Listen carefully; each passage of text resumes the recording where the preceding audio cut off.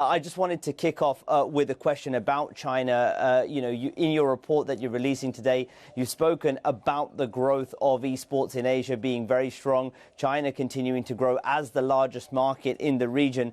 But with the stricter policy on gaming, the limits on gaming time, the freezing of approvals that is only just starting to thaw, will this tougher stance affect the growth of esports and gaming more broadly in China over the coming years? Partners, we think there's a good chance that we'll see some effect, particularly over the next 5 or 10 years. What these regulations do, particularly around youth gaming, is really kind of clamp down on esports player pipelines. So while there's still a lot of excitement about esports titles, esports celebrities, we're a little concerned about what this will do for the future generations of esports fans and esports professionals in the market, and what this might do for China's historical dominance in this space.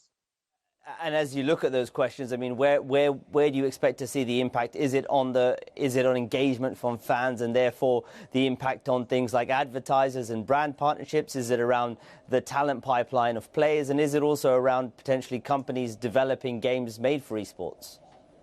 Absolutely. I think to answer that question, the biggest area that we see impacted immediately is talent pipelines. And what China has as its sort of advantage in the esports space is a really phenomenally large market with a really huge population of gamers that are interested in esports content, in becoming esports professionals themselves.